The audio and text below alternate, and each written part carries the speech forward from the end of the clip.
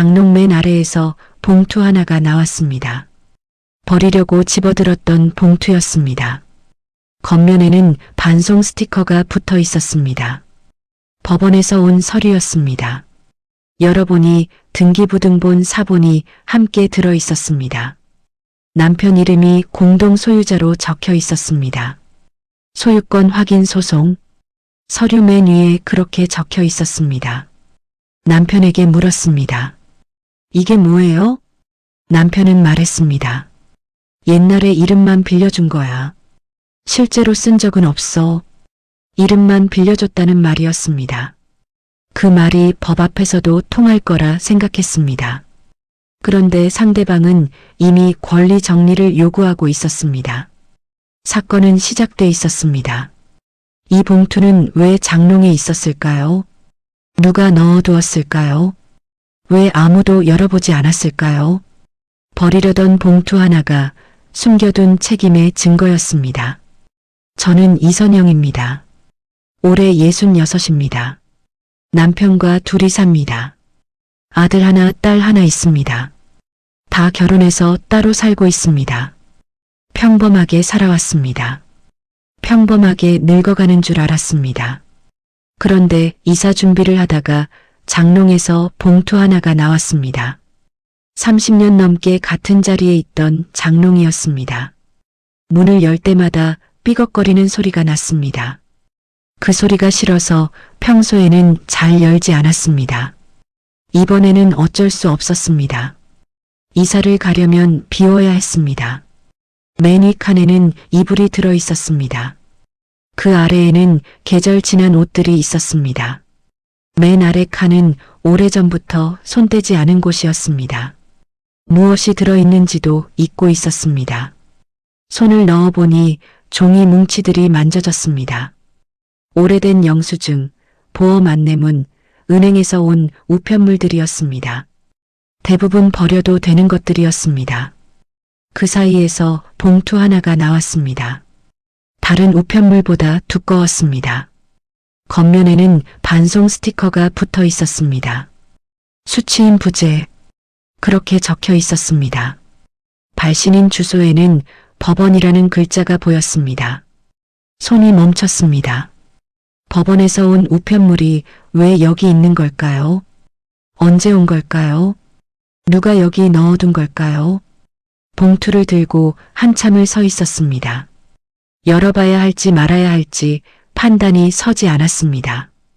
열어보면 모른 척할 수 없게 될 것 같았습니다. 그렇다고 다시 넣어두기도 어려웠습니다. 이미 본 것은 못 본 척할 수 없었습니다. 봉투를 열었습니다. 안에는 서류 2장이 들어 있었습니다. 한 장은 등기부등본 사본이었습니다. 다른 한 장은 법원에서 보낸 송달 서류였습니다. 송달 서류 맨 위에는 이렇게 적혀 있었습니다. 소유권 확인 소송. 남편 이름이 적혀 있었습니다. 최민수. 피고란에 남편 이름이 올라 있었습니다. 등기부등본을 다시 봤습니다. 남편 이름이 공동 소유자로 등재되어 있었습니다. 주소는 우리 집 주소가 아니었습니다. 본 적 없는 주소였습니다. 남편이 소유한 부동산이 있다는 이야기는 들어본 적이 없었습니다. 우리는 평생 전세와 월세를 전전했습니다. 내 집 한 번 가져본 적 없는 사람들이었습니다. 그런데 남편 이름으로 된 부동산이 있었습니다. 서류를 들고 거실로 나갔습니다. 남편은 텔레비전을 보고 있었습니다. 평소와 다름없는 모습이었습니다. 서류를 남편 앞에 내밀었습니다. 이게 뭐예요? 남편이 서류를 봤습니다. 표정이 굳었습니다. 한참 동안 아무 말도 하지 않았습니다. 텔레비전 소리만 거실에 울렸습니다. 남편이 리모컨으로 텔레비전을 껐습니다. 어디서 났어? 장롱에 있었어요. 이게 뭐냐고요? 남편이 서류를 천천히 읽었습니다. 읽는 동안 얼굴이 점점 어두워졌습니다. 다 읽고 나서 서류를 내려놓았습니다. 옛날 일이야. 옛날 일이라니요? 소송이라고 적혀 있잖아요. 이름만 빌려준 거야. 실제로 쓴 적은 없어. 남편이 말했습니다. 이름만 빌려줬다는 말이었습니다. 그 말이 무슨 뜻인지 바로 이해되지 않았습니다. 부동산의 이름을 빌려준다는 게 어떻게 가능한 건지 몰랐습니다. 남편이 설명했습니다. 20년도 더 된 일이라고 했습니다. 그때 남편은 작은 공장에서 일하고 있었습니다. 같이 일하던 사람 중에 박정호라는 사람이 있었습니다. 나이는 남편보다 11살 어렸습니다. 일은 성실하게 했습니다. 말수는 적었지만 믿음직한 구석이 있었습니다. 어느 날 박정호가 남편에게 부탁을 했습니다. 부동산을 사야 하는데 혼자 이름으로는 어렵다고 했습니다. 공동 명의로 해야 대출이 나온다고 했습니다. 이름만 빌려달라고 했습니다. 실제로 돈을 내거나 관리할 일은 없을 거라고 했습니다. 나중에 정리되면 이름을 빼주겠다고 했습니다. 남편은 승낙했습니다. 왜요? 제가 물었습니다. 남편은 대답하지 않았습니다. 한참 뒤에야 입을 열었습니다. 그때는 그게 큰일인 줄 몰랐어. 큰일인 줄 몰랐다는 말이었습니다. 이름을 빌려주는 게 어떤 의미인지 몰랐다는 말이었습니다. 서류에 도장 한 번 찍는 게 전부인 줄 알았다는 말이었습니다. 그래서 그 뒤로는요? 연락이 끊겼어. 공장도 그만두고 나갔고 나도 잊고 살았어. 남편은 정말로 잊고 있었던 것 같았습니다. 20년 넘게 한 번도 떠올리지 않았던 것 같았습니다. 그 사이에 우리는 이사를 4번 했습니다. 아이들을 키우고 대학을 보냈습니다. 은퇴를 하고 노후를 준비했습니다. 그 모든 시간 동안 남편 이름은 그 부동산에 그대로 올라가 있었습니다. 등기부등본을 다시 봤습니다. 등재일이 적혀 있었습니다. 23년 전이었습니다. 23년 동안 남편 이름이 그 부동산에 묶여 있었다는 뜻이었습니다. 이름을 빼달라고 하지 그랬어요. 연락이 안 됐어. 한동안 찾아보기도 했는데 어디로 갔는지 몰랐어. 그러면 법적으로 빼면 되잖아요. 그게 쉬운 게 아니야. 상대방이 동의해야 해. 남편 목소리가 낮아졌습니다. 변명처럼 들렸습니다. 동시에 후회처럼도 들렸습니다. 남편도 이 문제를 어떻게 해야 할지 몰랐던 것 같았습니다. 모르니까 미뤄둔 것 같았습니다. 미루다 보니 잊어버린 것 같았습니다. 송달 서류를 다시 봤습니다. 날짜가 적혀 있었습니다. 3년 전이었습니다. 이 서류는 3년 전에 발송된 것이었습니다. 반송 스티커가 붙어 있었습니다. 수취인 부재. 그때 우리는 이 집에 살고 있지 않았습니다. 이사 오기 전이었습니다. 이 서류는 3년 전에 왔네요. 뭐? 남편이 서류를 다시 봤습니다. 날짜를 확인하더니 얼굴이 하얗게 변했습니다. 3년이야? 네. 3년 전에 소송이 시작됐다는 거잖아요. 남편이 아무 말도 하지 못했습니다. 3년 전에 소송이 제기됐는데 우리는 몰랐습니다. 서류가 반송됐기 때문이었습니다. 반송된 서류는 어떻게 됐을까요? 법원에서는 어떻게 처리했을까요? 우리가 모르는 사이에 재판이 진행됐을까요? 머릿속이 복잡해졌습니다. 남편에게 물었습니다. 이거 당신이 넣어둔 거예요? 남편이 고개를 저었습니다. 나도 몰라. 처음 봐. 중요한 건 그게 아니었습니다. 중요한 건 지금 이 서류가 우리 앞에 있다는 것이었습니다. 3년 전에 시작된 소송이 있다는 것이었습니다. 남편 이름이 피고로 올라 있다는 것이었습니다. 어떻게 해야 해요? 제가 물었습니다. 남편은 대답하지 못했습니다. 한참을 앉아 있다가 입을 열었습니다. 일단 알아봐야지. 알아봐야 한다는 말이었습니다. 무엇을 어떻게 알아본다는 건지 모르겠습니다. 어디서부터 시작해야 하는 건지 몰랐습니다. 법원에 연락해야 하는 건지, 변호사를 만나야 하는 건지, 박정호라는 사람을 찾아야 하는 건지 알 수 없었습니다. 밤이 깊어졌습니다. 남편은 방으로 들어갔습니다. 저는 거실에 남아 서류를 다시 봤습니다. 등기부등본에 적힌 주소를 읽었습니다. 처음 보는 지명이었습니다. 가본 적 없는 곳이었습니다. 그곳에 남편 이름으로 된 부동산이 있었습니다. 23년 동안 남편 이름이 거기 묶여 있었습니다. 이름만 빌려줬다는 말이 머릿속에서 맴돌았습니다. 이름만 빌려주면 끝나는 줄 알았다는 말이 계속 떠올랐습니다. 그 말이 사실이라 해도 달라지는 건 없었습니다. 등기부에 이름이 올라가 있으면 그게 법적으로는 소유자라는 뜻이었습니다. 실제로 쓰지 않았어도 책임은 따라온다는 뜻이었습니다. 창밖이 어두웠습니다. 가로등 불빛만 희미하게 들어왔습니다. 봉투를 식탁 위에 올려놓았습니다. 내일 다시 보기로 했습니다. 내일이 되면 뭔가 달라질 것 같았습니다. 아무것도 달라지지 않을 거라는 걸 알면서도 그렇게 생각하고 싶었습니다. 버리려던 봉투 하나가 이렇게 될 줄은 몰랐습니다. 이사 준비는 멈췄습니다. 짐을 싸다 말고 서류를 들여다봤습니다. 23년 전 남편이 한 선택이 지금 우리 앞에 놓여 있었습니다. 그때는 아무것도 아닌 것처럼 보였던 선택이었습니다. 도장 한 번 찍는 것뿐이었습니다. 그게 23년 뒤에 이렇게 돌아올 줄은 몰랐습니다.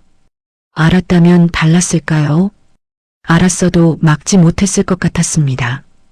그때 나는 남편이 어떤 일을 하는지 자세히 알지 못했습니다. 공장에서 누구와 일하는지 무슨 부탁을 받는지 몰랐습니다. 남편도 나에게 말하지 않았습니다. 말해봤자 내가 뭘 해줄 수 있는 것도 아니었습니다. 그래서 모르고 지나갔습니다. 23년을 모르고 살았습니다. 지금에서야 알게 됐습니다. 가장 늦은 때에 알게 됐습니다. 이사를 앞두고 장롱을 비우다가 버리려던 봉투에서 알게 됐습니다. 이 봉투를 열지 않았다면 어떻게 됐을까요? 그냥 버렸다면 어떻게 됐을까요? 소송은 계속 진행됐을까요? 우리가 모르는 사이에 판결이 났을까요? 그 판결이 언젠가 우리를 찾아왔을까요? 알 수 없었습니다. 알 수 없는 것들만 늘어났습니다. 확실한 건 하나였습니다. 이제 모른 척할 수 없다는 것이었습니다. 봉투를 열어버렸습니다. 서류를 읽어버렸습니다. 남편 이름이 거기 적혀 있다는 걸 알아버렸습니다. 아는 것과 모르는 것은 달랐습니다. 모를 때는 없는 것과 같았습니다. 알고 나면 외면해도 사라지지 않았습니다. 장롱문을 닫았습니다. 내일 다시 열어야 했습니다. 짐을 싸야 했습니다. 이사를 가야 했습니다. 그런데 지금은 이사보다 이 서류가 먼저였습니다. 23년 전 남편이 한 일이 먼저였습니다. 그 일이 끝나지 않았습니다. 지금 시작되고 있었습니다. 다음 날 아침 남편이 먼저 일어나 있었습니다. 식탁 앞에 앉아 서류를 보고 있었습니다. 밤새 잠을 못 잔 얼굴이었습니다. 눈이 충혈되어 있었습니다. 커피잔이 식탁 위에 놓여 있었는데 김이 나지 않았습니다. 오래전에 따라놓고 마시지 않은 것 같았습니다. 잠은 잤어요? 남편이 고개를 저었습니다. 서류에서 눈을 떼지 않았습니다. 등기부등본을 들여다보고 있었습니다. 뭔가를 찾는 것 같았습니다. 여기 봐. 남편이 서류를 가리켰습니다. 등기부등본 아래쪽이었습니다. 작은 글씨로 빼곡하게 적혀 있었습니다. 을구라고 적힌 부분이었습니다. 근저당이 잡혀 있어? 근저당이라는 말을 들어본 적은 있었습니다. 정확히 무슨 뜻인지는 몰랐습니다. 남편이 설명했습니다. 부동산을 담보로 돈을 빌렸다는 뜻이라고 했습니다. 그 돈을 갚지 않으면 부동산이 넘어간다고 했습니다. 누가 빌린 거예요? 박정호 집. 다른 사람이 있겠어. 남편 목소리가 떨렸습니다. 화가 난 것 같기도 하고 두려운 것 같기도 했습니다. 등기부등본을 다시 봤습니다. 근저당권자란에 은행 이름이 적혀 있었습니다. 설정일은 20년 전이었습니다. 채권 최고액이라는 항목에 숫자가 적혀 있었습니다. 1억 5천만 원. 숫자를 보는 순간 숨이 막혔습니다. 이게 무슨 뜻이에요? 박정우가 이 부동산을 담보로 돈을 빌렸다는 뜻이야. 1억 5천까지 빌릴 수 있게 설정해 놓은 거야. 당신 이름도 올라가 있잖아요. 공동 소유자라면서요. 그래서 문제야. 남편이 서류를 내려놓았습니다. 두 손으로 얼굴을 감쌌습니다. 한참 동안 아무 말도 하지 않았습니다. 어깨가 미세하게 떨리고 있었습니다. 처음 보는 모습이었습니다. 남편이 이렇게 흔들리는 걸 본 적이 없었습니다. 공동 소유자면 책임도 공동이야. 남편이 말했습니다. 목소리가 갈라졌습니다.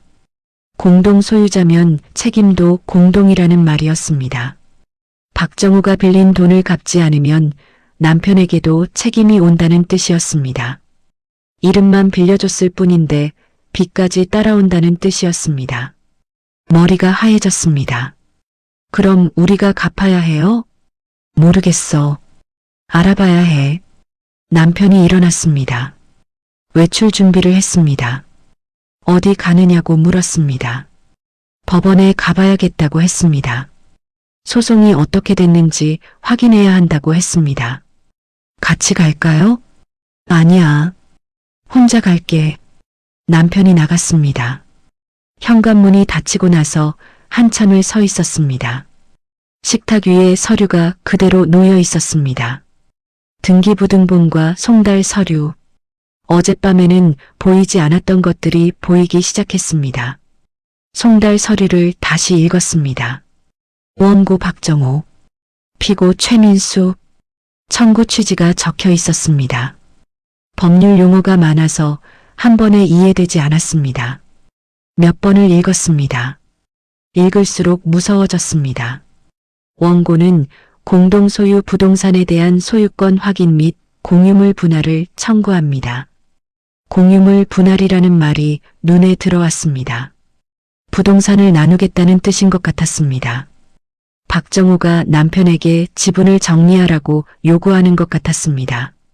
아니면 남편 지분을 사겠다는 것일 수도 있었습니다. 정확히는 알 수 없었습니다. 점심때가 다 되어 남편이 돌아왔습니다. 표정이 어두웠습니다. 아침보다 더 지쳐 보였습니다. 신발을 벗는 손이 느렸습니다. 뭐래요? 재판이 끝났어. 끝났다고요? 응. 작년에 판결 났대. 작년에 판결이 났다는 말이었습니다. 우리가 모르는 사이에 재판이 진행되고 끝났다는 뜻이었습니다. 송달이 안 됐는데 어떻게 재판이 진행됐느냐고 물었습니다. 남편이 설명했습니다. 공시송달이라는 게 있다고 했습니다. 상대방을 찾을 수 없을 때 법원 게시판에 서류를 붙이면 송달한 것으로 본다고 했습니다. 게시판에 붙이면 끝이에요? 그렇대. 일정 기간이 지나면 송달된 걸로 간주한대. 그래서 재판이 진행됐다고 했습니다. 남편은 출석하지 않았습니다. 서류를 받지 못했으니 출석할 수가 없었습니다. 피고 불출석 상태로 재판이 끝났습니다. 판결이 났습니다. 판결이 뭔데요? 남편이 서류 한 장을 꺼냈습니다. 법원에서 받아온 것 같았습니다. 판결문 사본이었습니다. 주문이라고 적힌 부분을 읽었습니다. 피고는 원고에게 별지 목록 기재 부동산에 관하여 공유물 분할을 원인으로 한 소유권 이전 등기 절차를 이행하라. 읽어도 무슨 뜻인지 바로 이해되지 않았습니다. 남편에게 물었습니다. 이게 무슨 뜻이에요? 내 지분을 박정우한테 넘기라는 거야. 넘기라고요? 응. 분할 방법이 그렇게 정해진 거야. 남편 지분을 박정우에게 넘기라는 판결이었습니다. 그 대가로 뭔가를 받는 건지 물었습니다. 남편이 고개를 저었습니다. 가격 배상이 있긴 한데. 가격 배상이요. 내 지분만큼 돈을 받는 거야. 그런데 문제가 있어. 문제가 있다는 말에 가슴이 철렁했습니다. 남편이 판결문 다른 부분을 가리켰습니다. 근저당 채무가 있잖아. 그걸 정산하고 나면 남는 게 없대. 근저당 채무. 아까 본 1억 5천만 원이 떠올랐습니다. 박정우가 부동산을 담보로 빌린 돈이었습니다. 그 돈을 먼저 갚고 남은 금액에서 지분만큼 나눈다는 뜻이었습니다. 그러면 우리한테 돌아오는 건요? 없어. 없다는 말이 귀에 꽂혔습니다. 남편 이름이 23년 동안 묶여 있었습니다. 그 대가로 돌아오는 건 없었습니다. 오히려 소송에 휘말렸습니다. 이름만 빌려줬을 뿐인데 결과는 이랬습니다. 그게 끝이에요? 아니, 남편 목소리가 더 낮아졌습니다. 끝이 아니라는 말이 무슨 뜻인지 물었습니다. 남편이 한참 동안 대답하지 않았습니다. 창밖을 보고 있었습니다. 목이 마른 것 같아 물을 따라줬습니다. 남편이 물을 마시고 나서 입을 열었습니다. 근저당 채무가 부동산 가치보다 많아. 많다고요? 응. 부동산을 팔아도 빚을 다 못 갚아. 부동산을 팔아도 빚을 다 못 갚는다는 말이었습니다. 그 말이 무슨 의미인지 천천히 이해됐습니다. 부동산 가치가 1억이라고 치면 빚이 1억 5천이었습니다. 팔아봤자 5천만 원이 부족했습니다. 그 부족한 돈은요? 채무자가 갚아야지. 채무자가 박정우 아니에요? 근저당 설정할 때 내 동의도 있었어.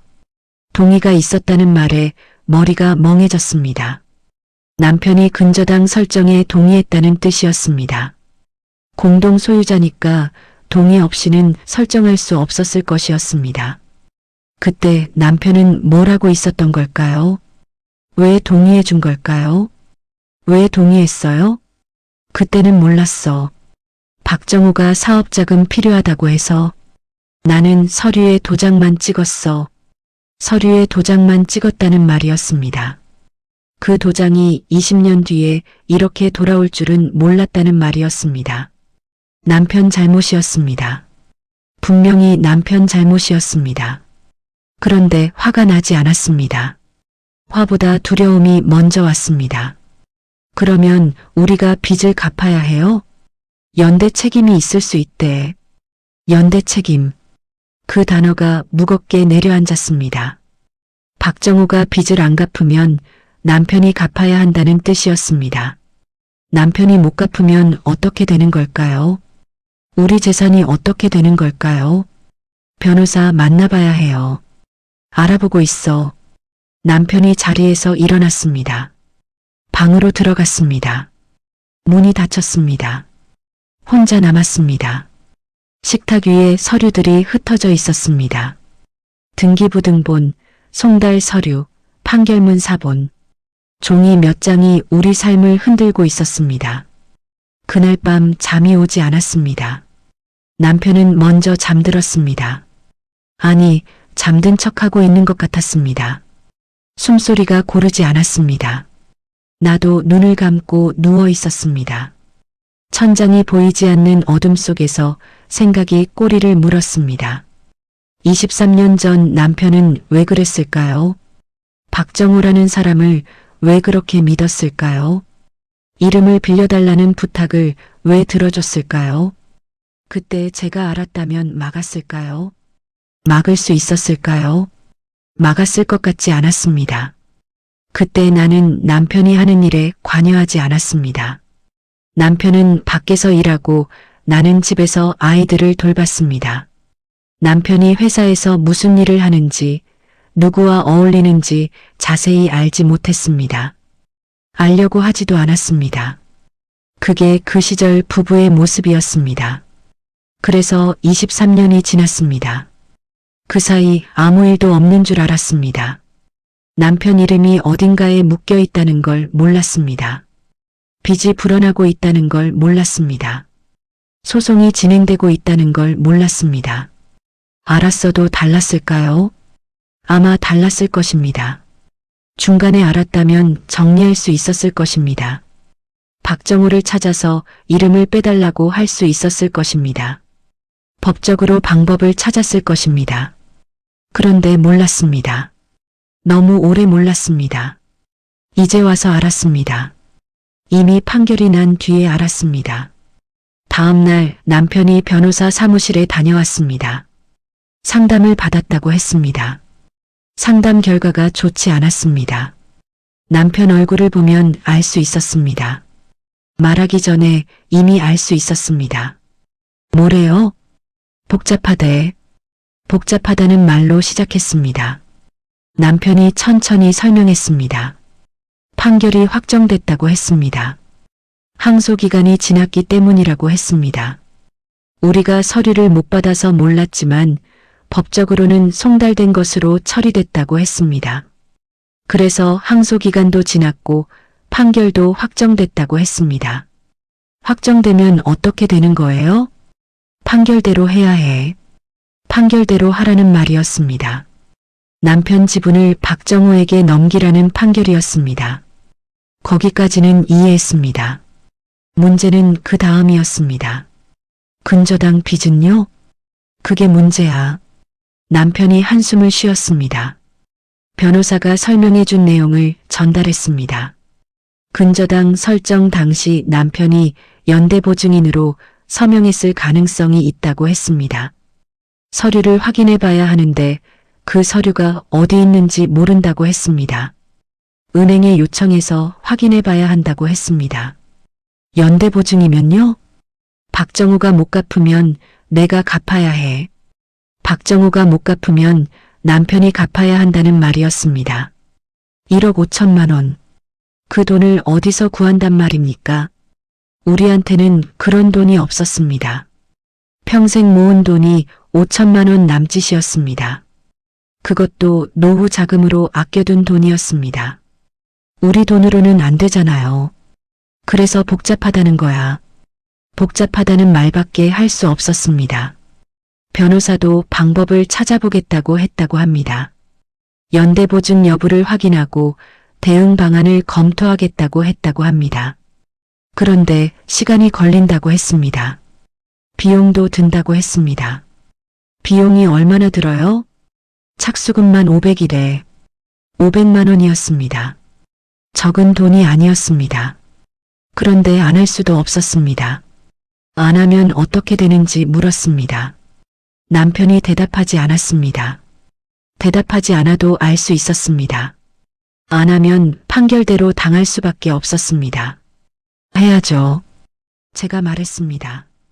남편이 고개를 끄덕였습니다. 그날 저녁 통장을 확인했습니다. 노후 자금으로 모아둔 돈이었습니다. 5천만 원 조금 넘게 있었습니다. 거기서 500을 빼면 5천이 남았습니다. 그 돈으로 얼마나 버틸 수 있을까요? 빚이 1억 5천이면 5천으로는 3분의 1도 안 됐습니다. 그 주 주말에 아들이 전화를 했습니다. 이사 준비는 잘 되느냐고 물었습니다. 잘 되고 있다고 대답했습니다. 무슨 일 있느냐고 물었습니다. 목소리가 평소와 다르냐고 물었습니다. 아무 일 없다고 대답했습니다. 전화를 끊고 나서 한참을 앉아 있었습니다. 아들에게 말해야 할까요?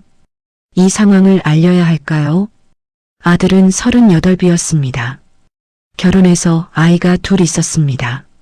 직장에 다니고 있었습니다. 넉넉하지는 않았습니다. 자기 가족 건사하기도 빠듯해 보였습니다. 이런 이야기를 하면 아들이 뭘 할 수 있을까요? 돈을 보태줄 수 있을까요? 그 돈을 어디서 구할까요? 아들에게 짐을 지우고 싶지 않았습니다. 평생 짐 지우지 않으려고 살았습니다. 노후 자금도 그래서 모은 거였습니다. 자식들 손 안 벌리려고 모은 돈이었습니다. 그런데 그 돈이 이렇게 쓰일 줄은 몰랐습니다. 남편 때문이었습니다. 23년 전 남편이 한 선택 때문이었습니다. 그때 도장 한번 찍은 게 지금 이렇게 됐습니다. 남편을 원망해야 할까요? 원망이 되지 않았습니다.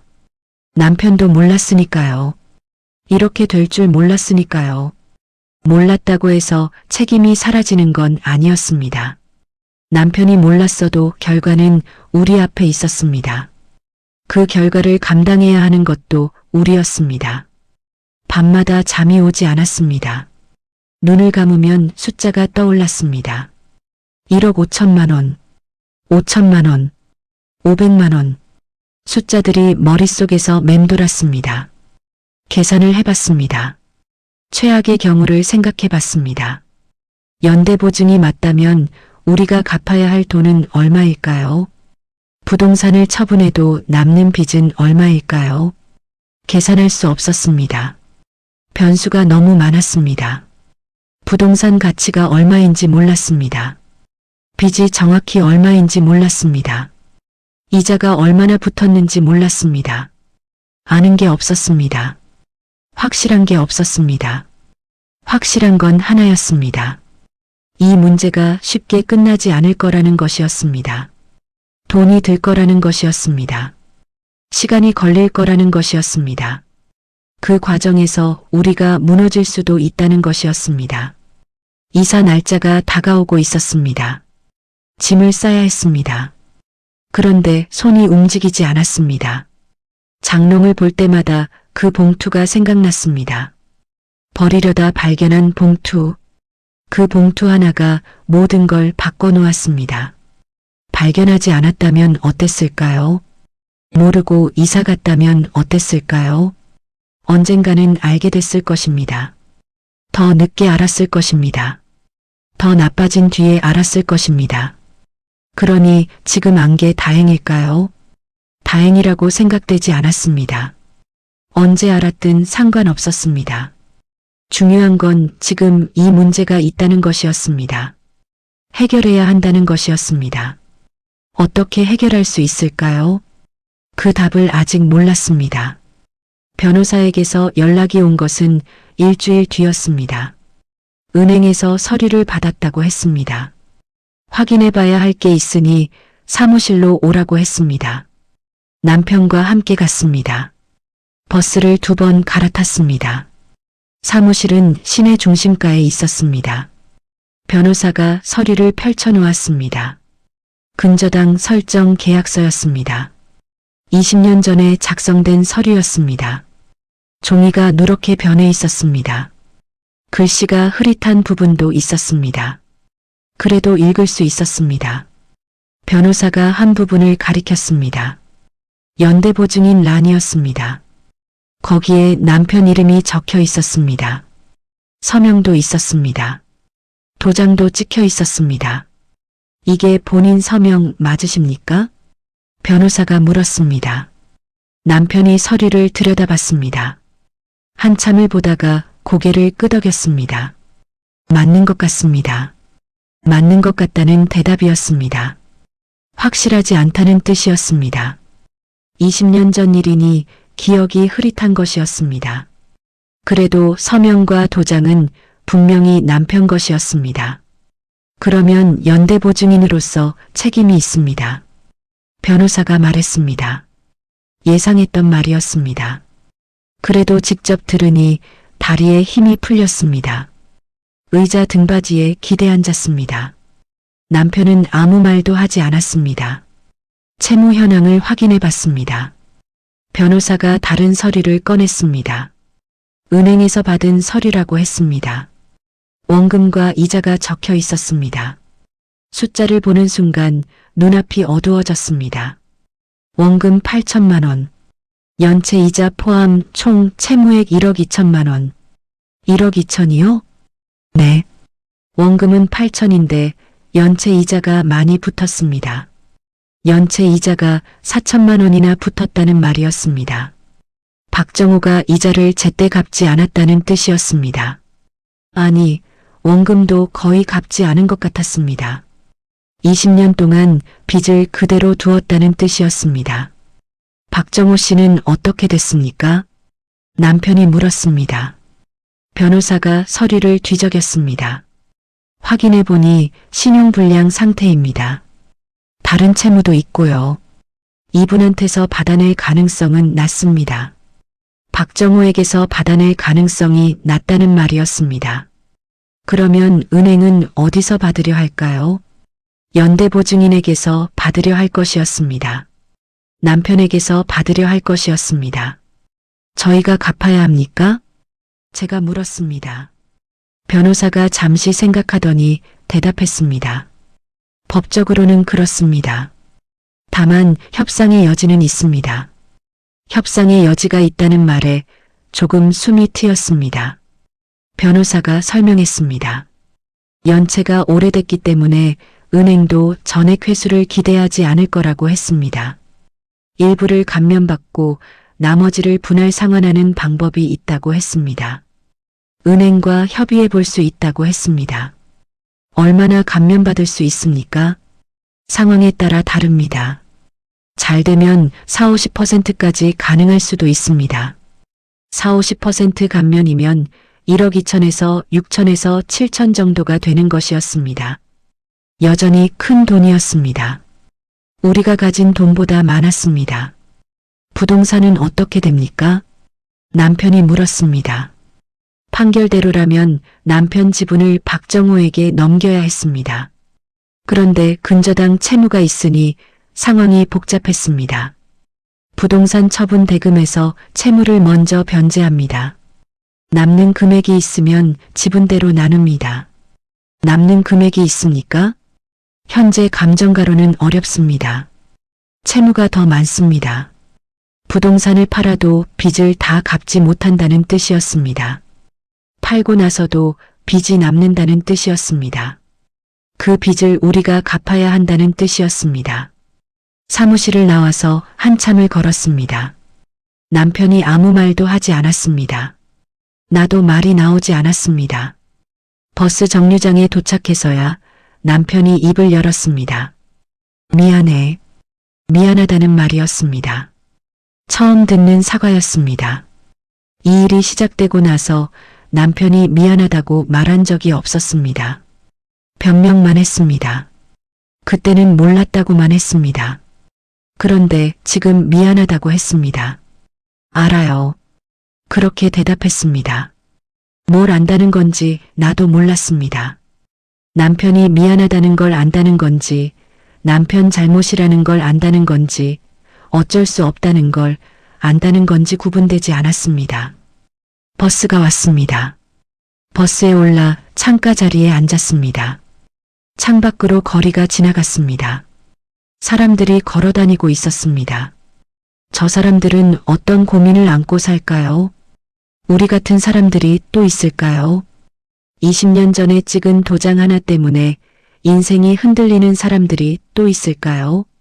집에 도착하니 우편함에 뭔가가 들어 있었습니다. 남편이 꺼냈습니다. 은행에서 온 우편물이었습니다. 연체 통지서라고 적혀 있었습니다. 봉투를 열어봤습니다.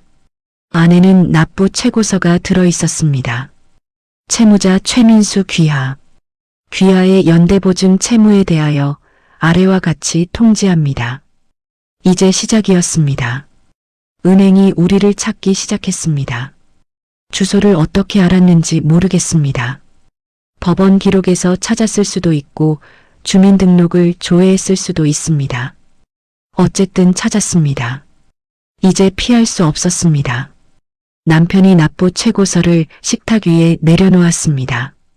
아까 변호사 사무실에서 본 숫자와 같은 숫자가 적혀 있었습니다. 1억 2천만 원. 30일 이내에 납부하라고 적혀 있었습니다. 30일 안에 1억 2천을 어떻게 구합니까? 변호사한테 연락해야겠어. 남편이 말했습니다. 전화를 걸었습니다. 변호사와 통화했습니다. 통화가 끝나고 남편이 말했습니다. 은행에 연락해서 협상 의사를 밝히겠다고 했습니다. 시간을 벌 수 있을 거라고 했습니다. 그날 밤 잠자리에 누워서 천장을 봤습니다. 잠이 오지 않았습니다. 옆에서 남편도 깨어 있는 것 같았습니다. 숨소리가 고르지 않았습니다. 당신, 제가 불렀습니다. 남편이 대답했습니다. 응? 아이들한테 말해야 할까요?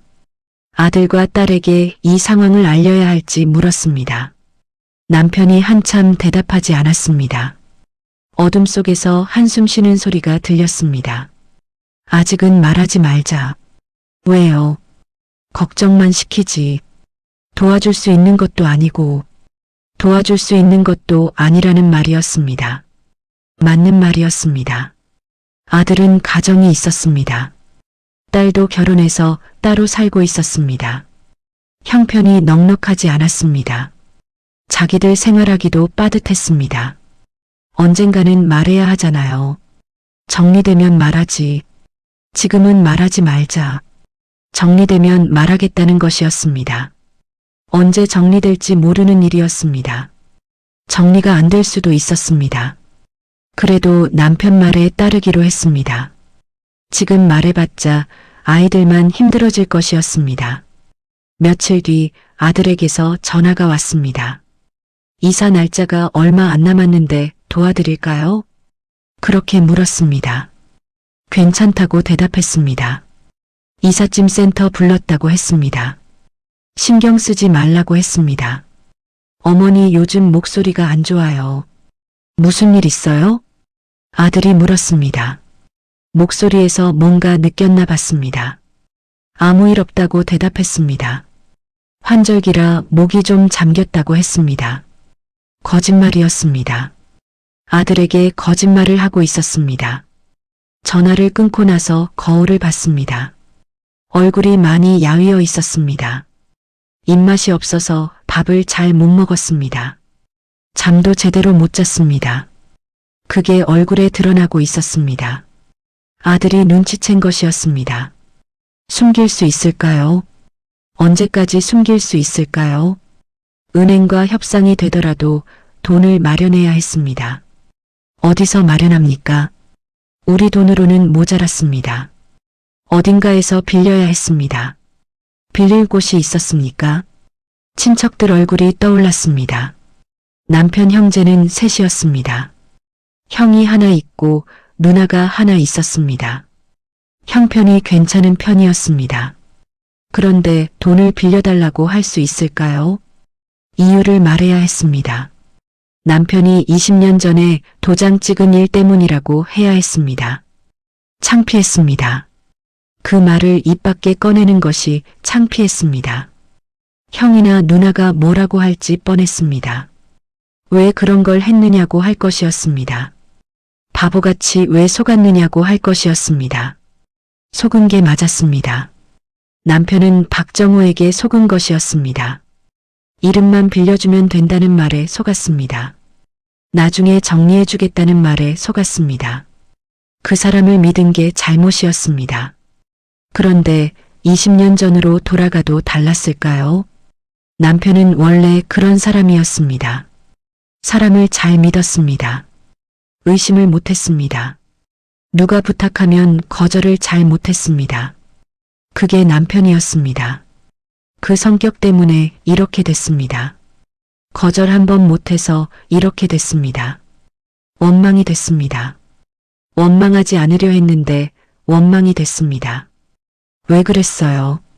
왜 거절을 못했어요? 왜 이름을 빌려줬어요? 왜 도장을 찍었어요? 입안에서 맴도는 말을 삼켰습니다. 말해봤자 달라지는 건 없었습니다. 이사 날이 다가왔습니다. 짐을 싸야 했습니다. 손이 움직이지 않았습니다. 그래도 해야 했습니다. 계약한 날짜에 나가야 했습니다. 기계적으로 짐을 쌌습니다. 옷을 접고 그릇을 싸고 책을 상자에 넣었습니다. 장롱을 비울 때 손이 멈췄습니다. 맨 아래 칸이었습니다. 봉투가 나왔던 자리였습니다. 지금은 비어 있었습니다. 아무것도 없었습니다. 그런데 그 빈자리가 자꾸 눈에 들어왔습니다. 여기서 나왔습니다. 이 자리에서 모든 게 시작됐습니다. 버리려던 봉투 하나에서 시작됐습니다. 장롱을 닫았습니다. 이 장롱은 가져가지 않기로 했습니다. 새 집에는 붙박이장이 있었습니다. 오래된 장롱은 버리기로 했습니다. 이삿짐 센터에서 처리해 주기로 했습니다. 이 장롱과 함께 그 기억도 버릴 수 있으면 좋겠습니다. 그럴 수 없다는 걸 알면서도 그렇게 생각했습니다. 이사 날 아침이 밝았습니다. 이삿짐 센터 차가 왔습니다. 짐을 옮기기 시작했습니다. 남편은 거실에서 지시를 하고 있었습니다. 나는 부엌에서 마지막 정리를 했습니다. 전화가 울렸습니다. 변호사였습니다. 은행에서 연락 왔습니다. 변호사가 말했습니다. 가슴이 두근거렸습니다. 무슨 연락인지 물었습니다. 협상 의사가 있답니다. 다음 주에 만나자고 합니다. 협상 의사가 있다는 말이었습니다. 조금 숨이 트였습니다. 협상이 되면 감면받을 수 있었습니다. 분할 상환도 가능했습니다. 희망이 보이는 것 같았습니다. 그런데 조건이 있습니다. 변호사가 말했습니다. 조건이라는 말에 긴장됐습니다. 무슨 조건입니까? 일시불로 상당 금액을 납부해야 협상이 된다고 합니다. 일시불로 상당 금액을 내야 한다는 말이었습니다. 상당 금액이 얼마인지 물었습니다. 최소 3천만 원은 필요할 것 같습니다. 3천만 원이었습니다. 우리가 가진 돈의 절반이 넘는 금액이었습니다. 변호사 비용으로 500을 이미 냈습니다.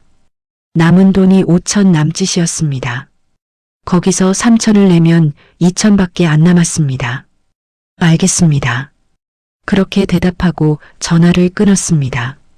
남편에게 말했습니다. 남편 얼굴이 굳었습니다.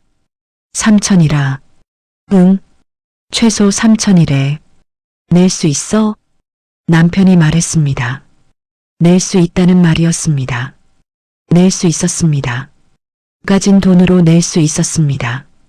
그런데 그러고 나면 뭐가 남습니까? 2천만 원으로 어떻게 살아갑니다.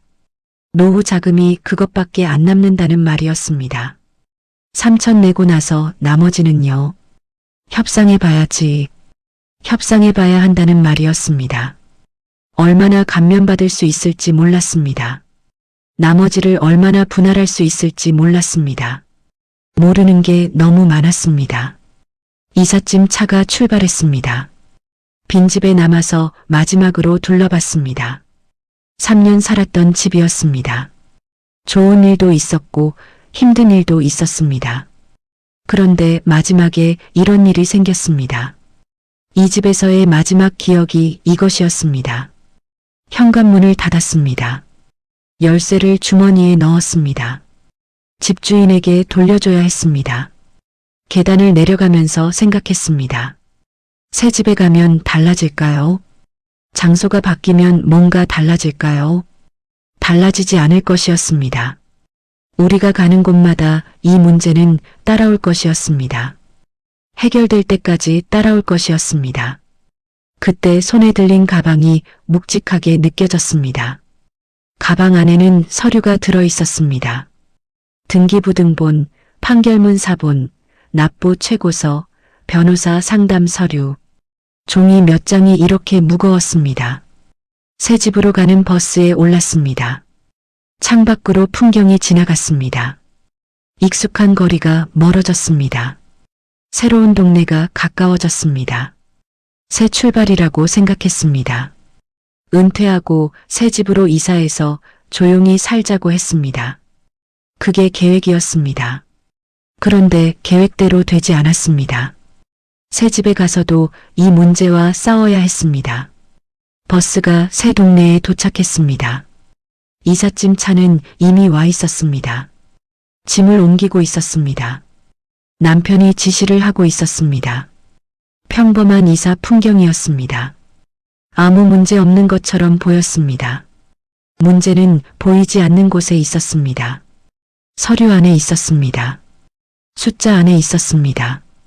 3천만 원을 내고 나면 2천만 원이 남았습니다. 그 2천으로 여생을 살아야 했습니다. 빚이 더 남으면 그것도 갚아야 했습니다. 새 집 현관문을 열었습니다. 텅 빈 거실이 보였습니다. 여기서 새로 시작해야 했습니다. 새로 시작할 수 있을까요? 시작하기도 전에 짐이 너무 무거웠습니다. 짐 정리를 하다가 잠깐 쉬었습니다. 거실 바닥에 앉았습니다. 창밖으로 낯선 풍경이 보였습니다. 처음 보는 건물들이었습니다. 처음 보는 가로수였습니다. 이 동네에서 얼마나 살게 될까요? 빚을 갚으려면 이 집도 팔아야 할까요? 지금 사는 전세금도 빚 갚는 데 써야 할까요? 생각이 꼬리를 물었습니다. 남편이 다가왔습니다. 옆에 앉았습니다. 아무 말 없이 나란히 앉아 있었습니다. 창밖을 함께 보았습니다. 어떻게든 되겠지. 남편이 말했습니다. 어떻게든 된다는 말이었습니다. 믿음이 담긴 말인지 포기가 담긴 말인지 알 수 없었습니다. 대답하지 않았습니다. 대답할 말이 없었습니다. 다음 주에 은행에 가야 했습니다. 3천만 원을 준비해야 했습니다. 통장에서 돈을 빼야 했습니다. 평생 모은 돈을 빼야 했습니다. 23년 전 남편이 찍은 도장 하나가 여기까지 왔습니다. 이름만 빌려달라던 부탁이 여기까지 왔습니다. 끝이 어디인지 보이지 않았습니다. 은행 회의실은 생각보다 작았습니다. 테이블 하나에 의자 6개가 전부였습니다. 창문이 없었습니다. 형광등 불빛만 환하게 켜져 있었습니다. 남편과 나란히 앉았습니다. 변호사가 옆에 앉았습니다. 맞은편에는 은행 직원 2명이 앉아 있었습니다. 은행 직원이 서류를 펼쳤습니다. 우리가 이미 알고 있는 내용이었습니다. 원금 8천만 원, 연체이자 포함 1억 2천만 원. 그 숫자가 다시 눈앞에 놓였습니다. 채무자 박정호 씨와는 연락이 되지 않고 있습니다. 은행 직원이 말했습니다. 박정호와 연락이 안 된다는 것이었습니다. 예상했던 말이었습니다. 그 사람은 이미 신용불량이었습니다. 돈을 갚을 능력도 의지도 없는 사람이었습니다. 그래서 연대보증인이신 최민수 씨께 책임을 물을 수밖에 없습니다. 책임을 물을 수밖에 없다는 말이었습니다. 남편이 아무 말도 하지 않았습니다. 나도 아무 말도 하지 않았습니다. 변호사가 대신 입을 열었습니다. 협상 의사가 있다고 들었습니다. 네. 조건이 맞으면 가능합니다. 조건이 맞으면 가능하다는 말이었습니다. 어떤 조건인지 물었습니다. 은행 직원이 서류를 한 장 더 꺼냈습니다. 일시금 3천만 원을 납부하시면 총 채무를 7천만 원으로 조정해 드리겠습니다. 3천을 내면 1억 2천이 7천으로 줄어든다는 말이었습니다. 5천만 원이 감면되는 것이었습니다. 나쁘지 않은 조건이었습니다. 변호사도 고개를 끄덕였습니다. 나머지 4천만 원은 어떻게 됩니까? 변호사가 물었습니다. 은행 직원이 대답했습니다. 분할 상환 가능합니다. 최대 5년까지 가능하고요. 월 상환액은 약 90만 원 정도입니다. 월 90만 원이었습니다. 5년 동안 매달 90만 원을 내야 한다는 말이었습니다. 숫자를 계산했습니다. 5년이면 60개월이었습니다. 90 곱하기 60은 5,400이었습니다. 원금보다 많았습니다. 이자가 붙는 것이었습니다. 이자율은 어떻게 됩니까? 연 8%입니다. 연 8%였습니다. 낮지 않았습니다. 그래도 연체 이자보다는 나았습니다. 변호사가 우리를 돌아봤습니다. 결정하라는 눈빛이었습니다. 남편이 나를 봤습니다. 나도 남편을 봤습니다. 말하지 않아도 알 수 있었습니다. 다른 선택지가 없었습니다. 거부하면 법적 조치가 들어올 것이었습니다. 재산 압류가 될 수도 있었습니다. 그보다는 이 조건이 나았습니다. 하겠습니다. 남편이 말했습니다. 은행 직원이 고개를 끄덕였습니다. 서류를 준비하겠다고 했습니다. 3천만 원은 일주일 안에 납부해달라고 했습니다. 분할 상환 계약서는 다음 주에 작성하기로 했습니다. 회의실을 나왔습니다. 은행 로비를 지나 밖으로 나왔습니다. 햇빛이 눈부셨습니다. 잠시 멈춰섰습니다. 숨을 깊이 들이쉬었습니다. 잘 됐네요. 변호사가 말했습니다. 잘 됐다는 말이었습니다. 5천만 원이나 감면받았으니 잘 된 것이었습니다. 그런데 잘 됐다는 느낌이 들지 않았습니다. 3천만 원을 내야 했습니다. 그 뒤로 5년 동안 매달 90만 원을 내야 했습니다. 우리 형편에 월 90만 원이 가능할까요? 계산을 해봤습니다. 남편 국민연금이 월 100만 원 조금 넘었습니다. 제 연금은 40만 원 남짓이었습니다. 합쳐서 140만 원 정도였습니다. 거기서 90을 빼면 50만 원이 남았습니다. 50만 원으로 한 달을 살 수 있을까요? 월세는 없었습니다. 전세였으니까요. 관리비가 10만 원 정도였습니다. 공과금이 5만 원 정도였습니다. 통신비가 3만 원이었습니다. 그러면 32만 원이 남았습니다. 32만 원으로 한 달 식비와 생활비를 감당해야 했습니다. 2인 가구 식비로 30만 원이면 하루 10,000원이었습니다. 가능한 금액이었습니다. 아끼면 가능했습니다. 그런데 예상 못한 지출이 생기면 어떻게 합니까? 병원에 가야 하면 어떻게 합니까? 경조사가 생기면 어떻게 합니까? 계산할수록 빠듯했습니다. 빠듯한 정도가 아니었습니다. 위태로웠습니다. 집에 돌아와서 통장을 확인했습니다. 5,300만 원이 남아 있었습니다. 거기서 3천을 빼면 2,300이 남았습니다. 그 돈이 비상금이었습니다. 5년 동안 버텨야 할 비상금이었습니다. 남편이 옆에 앉았습니다. 통장을 함께 봤습니다. 아무 말도 하지 않았습니다. 말할 것이 없었습니다. 숫자가 다 말해주고 있었습니다. 아이들한테 말해야 할 것 같아요. 제가 말했습니다. 더 이상 숨길 수 없었습니다. 월 90만 원을 갚으면서 5년을 버텨야 했습니다. 그 과정에서 무슨 일이 생길지 몰랐습니다. 아이들이 모르고 있다가 나중에 알면 더 힘들 것이었습니다. 그래. 남편이 대답했습니다. 이번에는 반대하지 않았습니다. 남편도 알고 있었습니다. 더 숨길 수 없다는 걸 알고 있었습니다. 그 주말에 아들에게 전화했습니다. 할 말이 있으니 집에 오라고 했습니다. 아들이 물었습니다. 무슨 일이냐고 물었습니다. 와서 말하겠다고 했습니다. 아들이 알겠다고 했습니다. 토요일 오후에 아들이 왔습니다. 며느리도 함께 왔습니다. 손녀들은 두고 왔다고 했습니다. 거실에 둘러앉았습니다. 차를 내왔습니다. 아들이 차를 마시며 기다렸습니다. 무슨 일이에요? 아들이 물었습니다. 어디서부터 말해야 할지 몰랐습니다. 남편을 봤습니다. 남편이 입을 열었습니다. 옛날에 내가 실수를 했다. 실수를 했다는 말로 시작했습니다. 23년 전 일부터 설명했습니다. 박정우라는 사람 이야기를 했습니다. 이름을 빌려준 이야기를 했습니다. 근저당 이야기를 했습니다. 소송 이야기를 했습니다. 은행과 협상한 이야기를 했습니다. 아들 얼굴이 점점 굳어졌습니다. 며느리도 표정이 어두워졌습니다. 설명이 끝나고 한참 동안 아무도 말하지 않았습니다.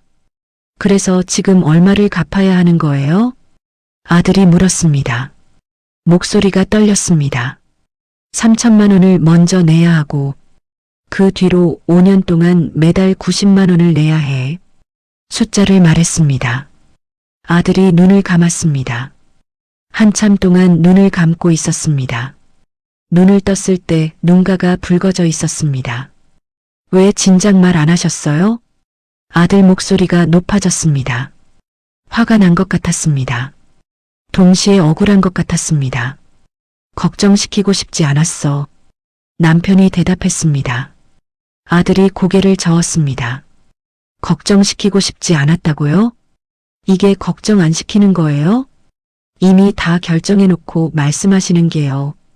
아들 말이 맞았습니다. 우리는 이미 은행과 협상을 끝냈습니다. 3천만 원을 내기로 했습니다. 분할 상환 계약을 하기로 했습니다. 다 결정하고 나서 아들에게 말했습니다. 미안하다. 남편이 말했습니다. 오늘 들어 두 번째 사과였습니다. 아들에게 하는 사과였습니다. 아들이 한참 동안 아무 말도 하지 않았습니다. 아들 아내가 아들 손을 잡았습니다. 아들이 깊이 숨을 들이쉬었습니다. 내쉬었습니다. 다시 들이쉬었습니다. 제가 도울 수 있는 게 뭐예요? 아들이 물었습니다. 도울 수 있는 게 뭐냐고 물었습니다. 그 말에 가슴이 아팠습니다. 아들은 화를 낼 수도 있었습니다. 원망할 수도 있었습니다. 그런데 도울 수 있는 게 뭐냐고 물었습니다. 괜찮아. 우리가 할 수 있어. 남편이 대답했습니다. 아들이 고개를 저었습니다. 아버지, 월 90 내고 어떻게 생활하세요? 아들이 물었습니다. 계산을 해본 것이었습니다. 우리 형편을 알고 있었습니다. 연금이 얼마인지 알고 있었습니다. 아껴 쓰면 돼. 아껴 쓴다고 되는 게 아니잖아요. 병원이라도 가야 하면요. 무슨 일이라도 생기면요. 아들 말이 맞았습니다. 제가 계산했던 것과 같은 걱정이었습니다. 예상 못한 지출이 생기면 버틸 수 없었습니다. 제가 매달 30만 원씩 보태드릴게요. 아들이 말했습니다. 30만 원을 보태겠다는 말이었습니다. 가슴이 먹먹해졌습니다. 그러지 마. 너도 형편 빠듯한 거 알아? 남편이 말했습니다. 아들이 고개를 저었습니다. 빠듯해도 30은 낼 수 있어요. 제가 뭐라도 해야죠. 아들 눈가가 다시 붉어졌습니다. 며느리가 아들 손을 꼭 잡았습니다. 며느리도 눈물이 글썽했습니다. 미안하다. 정말 미안하다. 남편이 또 말했습니다. 세 번째 사과였습니다. 아들이 고개를 숙였습니다. 어깨가 떨렸습니다. 울고 있는 것 같았습니다. 나도 눈물이 났습니다. 참으려 했는데 참을 수 없었습니다. 눈물이 볼을 타고 흘러내렸습니다. 손등으로 닦았습니다. 닦아도 계속 흘러내렸습니다. 이게 맞는 걸까요? 아들에게 짐을 지우는 게 맞는 걸까요? 평생 짐 안 지우려고 살았습니다. 자식들 손 안 벌리려고 아끼고 모았습니다. 그런데 결국 이렇게 됐습니다. 남편 때문이었습니다. 23년 전 남편이 찍은 도장 때문이었습니다. 그 도장 하나가 우리 노후를 무너뜨리고 있었습니다. 아들에게까지 짐을 지우고 있었습니다. 원망이 됐습니다. 아까보다 더 강하게 원망이 됐습니다. 그런데 입 밖으로 꺼내지 않았습니다. 지금 원망해봤자 달라지는 건 없었습니다. 남편도 힘든 건 마찬가지였습니다. 아들이 돌아간 뒤 거실에 남아 있었습니다. 남편과 나란히 앉아 있었습니다. 텔레비전도 켜지 않았습니다. 아무 소리도 없었습니다. 아이들한테 미안해. 남편이 말했습니다. 네 번째 사과였습니다. 나에게 하는 말인지 혼잣말인지 알 수 없었습니다. 대답하지 않았습니다. 대답할 말이 없었습니다. 미안하다는 말로 해결되는 게 없었습니다. 미안해도 돈을 갚아야 했습니다. 미안해도 5년을 버텨야 했습니다. 일주일 뒤 은행에 3천만 원을 입금했습니다. 통장 잔액이 2,300만 원으로 줄었습니다. 그 숫자를 보는 순간 다리에 힘이 풀렸습니다. 은행 의자에 주저앉았습니다. 평생 모은 돈이었습니다. 노후를 위해 아끼고 모은 돈이었습니다. 그 돈이 이렇게 나가고 있었습니다. 남편이 23년 전에 한 선택 때문에 나가고 있었습니다. 다음 주에 분할 상환 계약서를 작성했습니다. 월 90만 원씩 60개월. 계약서에 도장을 찍었습니다. 도장을 찍는 순간 손이 떨렸습니다. 23년 전 남편도 이렇게 도장을 찍었을까요? 이렇게 손이 떨렸을까요? 아니었을 것입니다. 그때 남편은 아무 생각 없이 찍었을 것입니다. 이름만 빌려주는 거라고 생각했을 것입니다. 큰일 아니라고 생각했을 것입니다. 그 가벼운 도장이 23년 뒤에 이렇게 무거워졌습니다. 첫 번째 상환일이 왔습니다. 계좌에서 90만 원이 빠져나갔습니다. 잔액을 확인했습니다.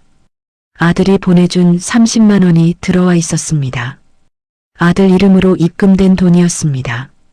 그 돈을 보는 순간 눈물이 났습니다. 아들이 보낸 돈이었습니다. 아들 가족 생활비에서 빼낸 돈이었습니다. 손녀들 간식 살 돈에서 빼낸 돈일 수도 있었습니다. 이게 맞는 걸까요? 자식에게 돈을 받는 게 맞는 걸까요? 거꾸로 된 것 같았습니다. 부모가 자식을 도와야 하는데 자식이 부모를 돕고 있었습니다. 남편에게 말했습니다. 아들한테 돈 받으면 안 될 것 같아요. 남편이 대답했습니다. 거절하면 아이 마음이 더 아플 거야. 아이 마음이 아플 거라는 말이었습니다. 맞는 말이었습니다. 아들은 도우려고 하는 것이었습니다.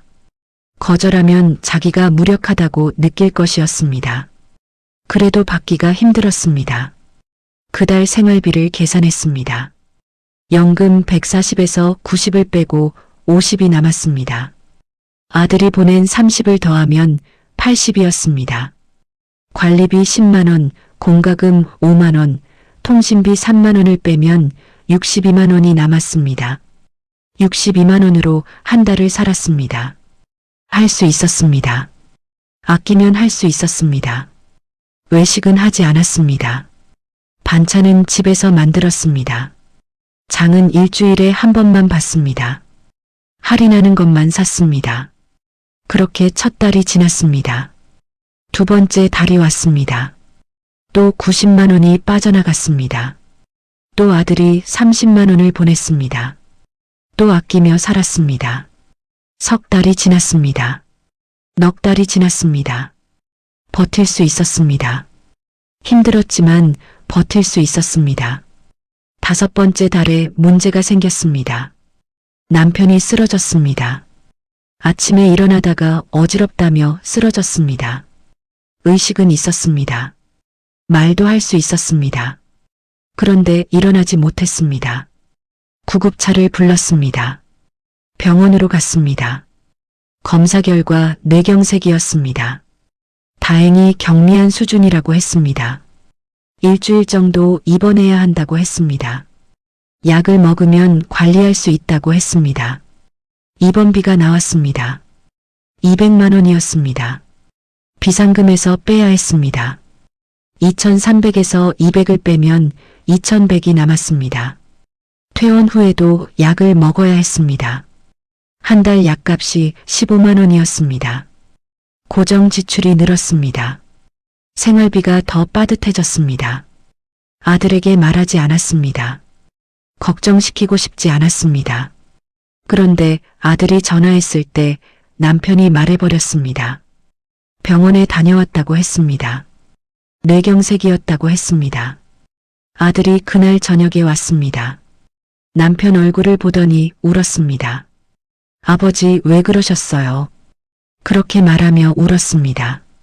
앞으로 50씩 보내드릴게요. 아들이 말했습니다. 30에서 50으로 올리겠다는 말이었습니다. 그러지 마. 너도 힘들잖아. 남편이 말했습니다. 아들이 고개를 저었습니다. 아버지가 더 힘드시잖아요. 제가 할 수 있는 게 이것밖에 없어요. 이것밖에 없다는 말이 가슴을 찔렀습니다. 아들도 힘든 것이었습니다. 자기 가족도 건사해야 하는데 부모까지 챙겨야 하니 힘든 것이었습니다. 거절할 수 없었습니다.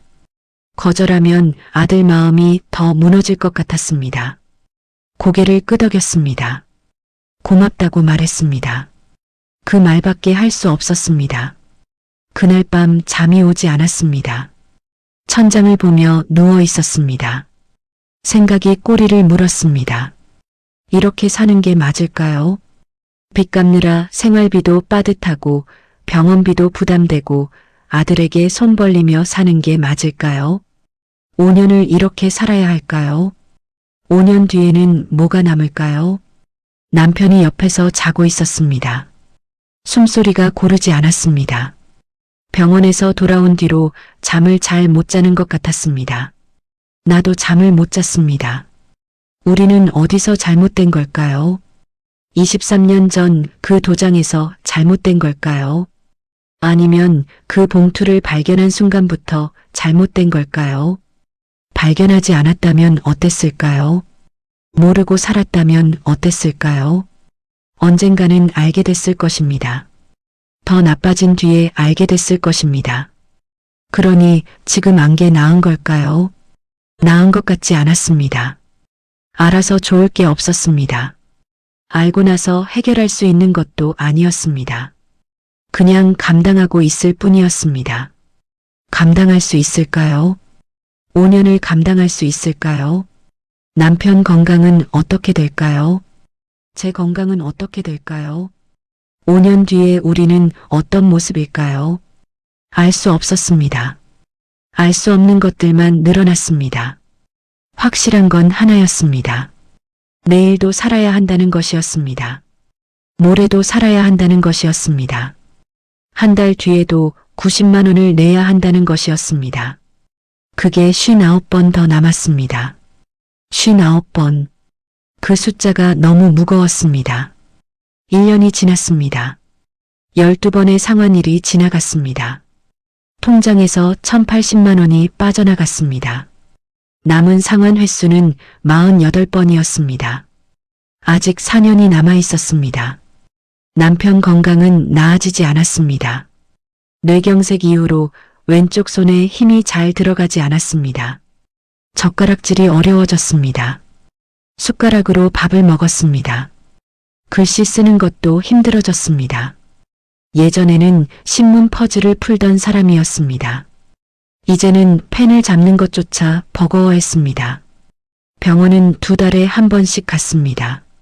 약은 매일 먹었습니다. 약값이 매달 나갔습니다. 고정 지출이었습니다. 줄일 수 없는 지출이었습니다. 어느 날 남편이 말했습니다. 미안해. 또 미안하다는 말이었습니다. 몇 번째인지 셀 수 없었습니다. 이 일이 시작되고 나서 남편은 수없이 미안하다고 말했습니다. 됐어요. 그렇게 대답했습니다. 화가 난 건 아니었습니다. 지친 것이었습니다. 미안하다는 말을 듣는 것도 지쳤습니다. 그 말을 들을 때마다 이 상황이 떠올랐습니다. 잊고 싶은데 잊을 수가 없었습니다. 내가 죽으면 편하겠지. 남편이 말했습니다. 갑자기 그런 말을 했습니다. 놀라서 남편을 봤습니다. 남편은 창밖을 보고 있었습니다. 표정이 읽히지 않았습니다. 무슨 소리예요? 내가 죽으면 빚도 없어지잖아. 빚도 없어진다는 말이었습니다. 틀린 말이 아니었습니다. 남편이 죽으면 상속 포기를 할 수 있었습니다. 빚을 물려받지 않을 수 있었습니다. 그런데 그게 무슨 소리입니까? 그런 말 하지 마요. 사실이잖아. 사실이어도 하지 마요. 목소리가 높아졌습니다. 화가 났습니다. 지쳐서 화가 났습니다. 남편이 저런 생각을 하고 있었다는 게 화가 났습니다. 당신 죽으면 내가 편할 것 같아요? 제가 물었습니다. 남편이 대답하지 않았습니다. 편하지 않아요. 당신 없으면 나 혼자 어떻게 살아요? 그 말을 하는데 목이 메었습니다. 눈물이 나려고 했습니다. 참았습니다. 울면 안 될 것 같았습니다. 남편이 고개를 돌렸습니다. 나를 봤습니다. 눈가가 젖어 있었습니다. 남편도 울고 있었습니다. 미안해. 또 미안하다고 했습니다. 이번에는 다르게 들렸습니다. 진심이 담긴 것 같았습니다. 지금까지 한 미안하다는 말 중에 가장 진심인 것 같았습니다. 미안하다고 하지 말고 같이 살아요. 그게 더 나아요. 그렇게 말했습니다. 남편이 고개를 끄덕였습니다. 아무 말도 하지 않았습니다. 고개만 끄덕였습니다.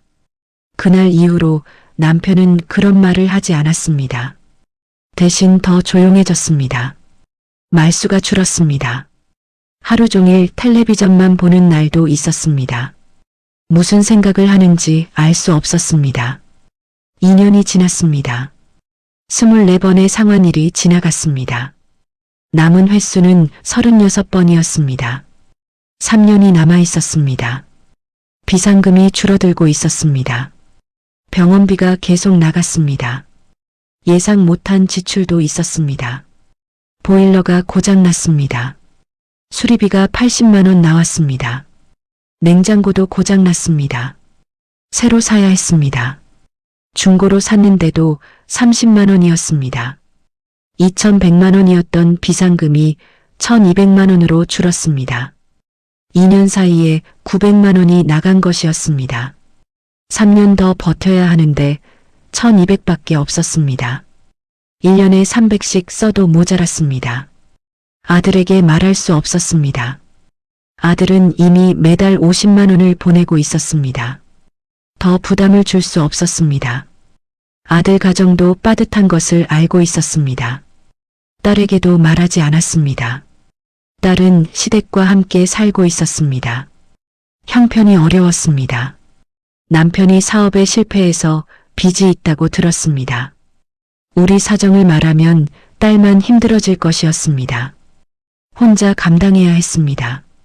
남편과 둘이서 감당해야 했습니다. 그해 겨울 제가 넘어졌습니다. 빙판길에서 미끄러졌습니다. 손목을 짚으면서 넘어졌습니다. 손목이 부러졌습니다. 골절이었습니다. 깁스를 했습니다. 2달을 깁스하고 지냈습니다. 병원비가 또 나갔습니다. 150만 원이었습니다. 비상금이 1,050만 원으로 줄었습니다. 깁스를 하고 나니 집안일이 어려워졌습니다. 설거지를 못했습니다. 빨래를 못했습니다. 요리도 힘들었습니다. 남편이 대신했습니다. 왼손에 힘이 없는 남편이 어설프게 집안일을 했습니다. 밥이 설익었습니다. 국이 짰습니다. 빨래에 얼룩이 남았습니다. 그래도 고마웠습니다. 투덜거릴 수 없었습니다. 남편도 힘든 몸으로 하는 것이었습니다. 깁스를 푼 뒤에도 손목이 시큰거렸습니다. 날씨가 추우면 더 아팠습니다. 나이가 드니 회복이 느렸습니다. 예전 같지 않았습니다. 3년이 지났습니다. 36번의 상환일이 지나갔습니다. 남은 횟수는 24번이었습니다. 2년이 남아 있었습니다. 비상금은 800만 원으로 줄어 있었습니다. 2년을 더 버텨야 하는데 800밖에 없었습니다. 불안했습니다. 무슨 일이 또 생기면 어떻게 합니까? 버틸 수 있을까요? 그 무렵 박정호에게서 연락이 왔습니다. 변호사를 통해서였습니다. 박정호가 연락처를 알아내서 변호사에게 전화했다고 했습니다. 만나고 싶다고 했습니다. 만나실 겁니까? 변호사가 물었습니다. 남편이 한참 동안 대답하지 않았습니다. 나도 뭐라고 말해야 할지 몰랐습니다. 박정호. 이 모든 일의 시작이었던 사람이었습니다. 23년 전에 이름을 빌려달라고 했던 사람이었습니다. 만나볼게요. 남편이 대답했습니다. 왜 만나려고 하는지 물었습니다. 남편이 말했습니다. 듣고 싶은 게 있어. 듣고 싶은 게 있다는 말이었습니다. 무엇을 듣고 싶은지 묻지 않았습니다. 남편이 알아서 할 일이었습니다. 일주일 뒤에 박정호를 만났습니다. 커피숍에서 만났습니다. 나도 함께 갔습니다. 남편 혼자 보내기 싫었습니다. 박정호는 늙어 있었습니다. 머리가 하얗게 샜습니다. 얼굴에 주름이 깊었습니다. 23년 전에는 어떤 얼굴이었는지 기억나지 않았습니다. 본 적이 있는지도 기억나지 않았습니다. 박정호가 먼저 입을 열었습니다. 죄송합니다. 죄송하다는 말이었습니다. 남편이 아무 말도 하지 않았습니다. 커피잔만 만지작거렸습니다. 그때는 정말 급했습니다. 사업이 잘 될 줄 알았습니다. 잘 되면 정리해 드리려고 했습니다. 박정호가 말했습니다. 변명처럼 들렸습니다. 동시에 후회처럼도 들렸습니다. 근데 사업이 망했습니다. 빚만 남았습니다. 도망 다녔습니다. 형님한테 연락드릴 수가 없었습니다. 형님이라고 불렀습니다. 23년 전에도 형님이라고 불렀을 것이었습니다. 그 호칭이 낯설게 들렸습니다. 지금은 어떻게 살아요? 남편이 물었습니다. 박정우가 대답했습니다. 일용직하고 있습니다. 먹고 살 정도만 법니다. 빚은 갚을 수가 없습니다. 빚을 갚을 수 없다는 말이었습니다. 예상했던 대답이었습니다. 그 사람에게서 받아낼 수 있는 건 없었습니다. 형님이 대신 갚고 계신 거 압니다. 죄송합니다. 제가 갚아야 하는 건데. 박정우 눈가가 붉어졌습니다. 진심인 것 같았습니다. 죄책감을 느끼고 있는 것 같았습니다. 미안하면 됐어요. 남편이 말했습니다. 미안하면 됐다는 말이었습니다. 용서한다는 뜻인지 포기한다는 뜻인지 알 수 없었습니다. 형님, 박정우가 불렀습니다. 남편이 박정우를 봤습니다. 제가 할 수 있는 게 없습니다. 돈도 없고 능력도 없습니다. 그래도 사과드리고 싶었습니다. 한 번은 얼굴 보고 사과드리고 싶었습니다. 사과하고 싶었다는 말이었습니다. 그래서 연락한 것이었습니다. 돈을 줄 수 없으니 사과라도 하려고 한 것이었습니다. 남편이 한참 동안 아무 말도 하지 않았습니다. 커피가 식어가고 있었습니다. 커피숍에 음악이 흘러나오고 있었습니다. 모르는 노래였습니다. 나도 후회해요. 남편이 말했습니다. 그때 거절했어야 했어요. 이름 빌려달라고 했을 때 거절했어야 했어요. 거절했어야 했다는 말이었습니다. 남편도 후회하고 있었습니다. 23년 동안 후회하고 있었는지도 몰랐습니다. 근데 그때는 몰랐어요. 이렇게 될 줄 몰랐어요. 남편이 계속 말했습니다. 당신도 몰랐겠지. 사업이 망할 줄 몰랐겠지. 그러니까 우리 둘 다 몰랐던 거야. 둘 다 몰랐다는 말이었습니다. 그래서 어떻다는 건지 알 수 없었습니다. 용서한다는 건지 이해한다는 건지 구분되지 않았습니다. 박정우가 고개를 숙였습니다. 어깨가 떨렸습니다. 울고 있는 것 같았습니다. 고맙습니다. 형님, 박정우가 말했습니다. 고맙다는 말이 어울리지 않았습니다. 뭐가 고맙다는 건지 몰랐습니다. 빚을 대신 갚아줘서 고맙다는 건지 원망하지 않아서 고맙다는 건지 알 수 없었습니다. 커피숍을 나왔습니다. 박정우와 헤어졌습니다. 다시 볼 일은 없을 것 같았습니다. 버스 정류장까지 걸어가면서 남편에게 물었습니다. 왜 만나려고 했어요? 남편이 대답했습니다. 얼굴이 궁금했어. 어떤 얼굴로 살고 있나 궁금했어. 어떤 얼굴로 살고 있는지 궁금했다는 말이었습니다. 봤으니까 됐어요? 응, 됐어. 됐다는 말이 무슨 뜻인지 알 것 같았습니다.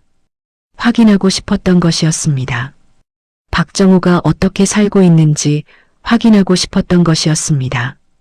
편하게 사는지 힘들게 사는지 확인하고 싶었던 것이었습니다. 힘들게 살고 있었습니다. 박정우도 힘들게 살고 있었습니다. 그게 위안이 되는지는 모르겠습니다. 위안이 되어서는 안 될 것 같았습니다. 그래도 조금은 마음이 풀리는 것 같았습니다. 4년이 지났습니다. 48번의 상환일이 지나갔습니다. 남은 횟수는 12번이었습니다. 1년이 남아 있었습니다. 비상금은 400만 원으로 줄어 있었습니다. 1년만 더 버티면 됐습니다. 버틸 수 있을 것 같았습니다. 조금만 더 버티면 됐습니다. 그의 봄의 아들이 찾아왔습니다. 표정이 밝았습니다. 좋은 소식이 있다고 했습니다. 승진했어요. 승진했다는 말이었습니다. 부장이 됐다고 했습니다. 월급이 올랐다고 했습니다. 앞으로 70씩 보내드릴게요. 아들이 말했습니다. 50에서 70으로 올리겠다는 말이었습니다. 그러지 마. 네가 써. 남편이 말했습니다. 아들이 고개를 저었습니다. 1년만 더 하면 끝나잖아요. 마지막까지 도와드릴게요.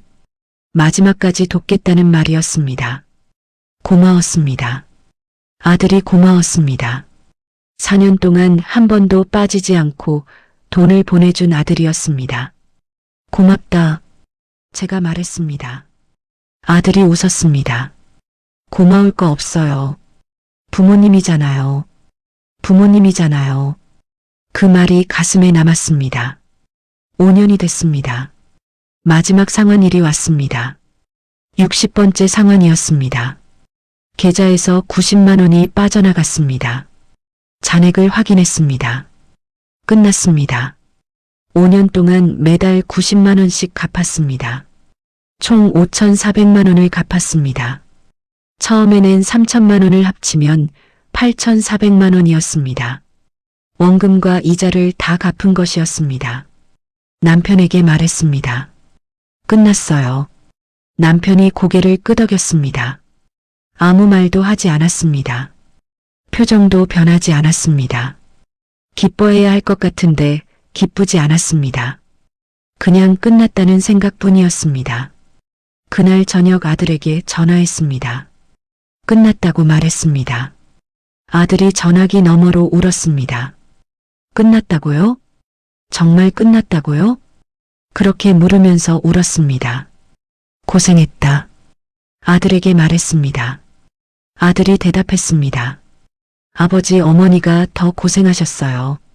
맞는 말이었습니다. 우리가 더 고생했습니다. 5년 동안 아끼고 버텼습니다. 병원비 내고 약값 내고 생활비 쪼개면서 살았습니다. 그렇게 5년이 지났습니다. 비상금은 200만 원이 남아 있었습니다. 처음에 5,300이었던 돈이 200으로 줄었습니다. 5,100만 원이 5년 사이에 사라진 것이었습니다. 그래도 끝났습니다. 빚이 없어졌습니다.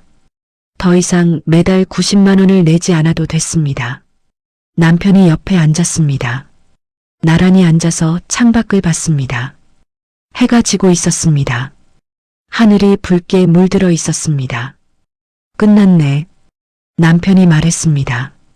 끝났어요. 끝났다는 말을 주고받았습니다. 그게 전부였습니다.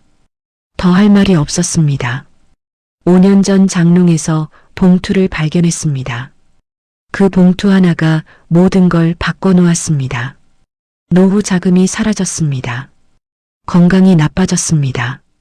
아들에게 손을 벌렸습니다. 그렇게 5년을 살았습니다. 이제 끝났습니다. 끝났는데 남은 게 별로 없었습니다. 돈도 거의 없었습니다. 건강도 예전 같지 않았습니다. 5년이라는 시간도 돌아오지 않았습니다. 그래도 남은 게 있었습니다.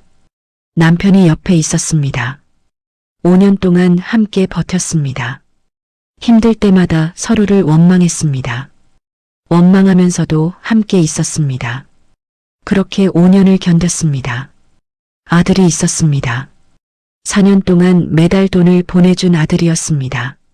한 번도 불평하지 않았습니다. 부모님이잖아요.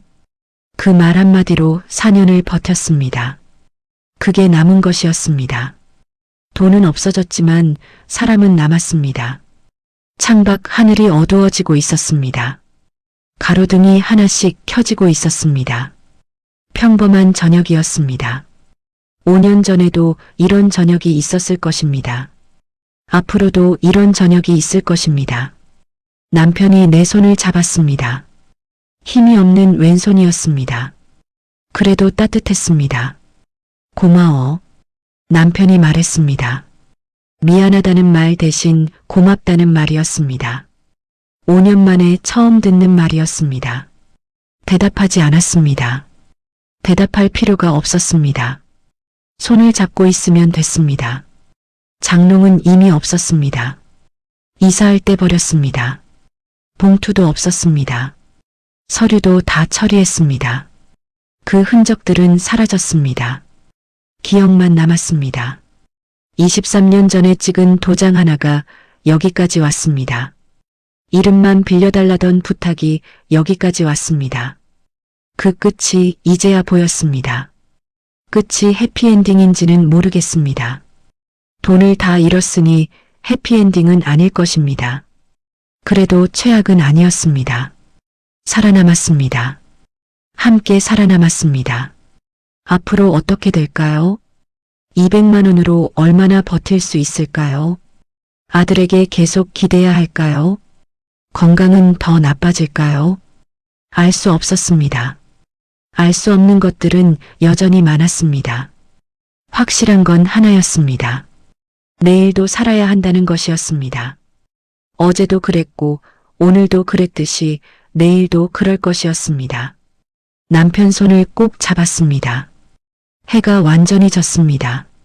방 안이 어두워졌습니다. 불을 켜야 했습니다. 저녁을 준비해야 했습니다.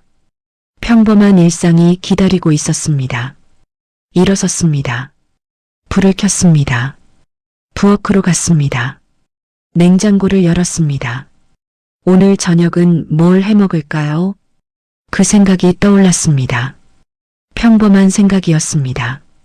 5년 만에 처음으로 평범한 생각이었습니다. 여기까지 들어주셔서 감사합니다. 이름 한번 빌려주는 게 20년 뒤에 이렇게 돌아올 줄 누가 알았겠습니까? 쉬운 부탁일수록 한 번 더 생각해 보시기 바랍니다.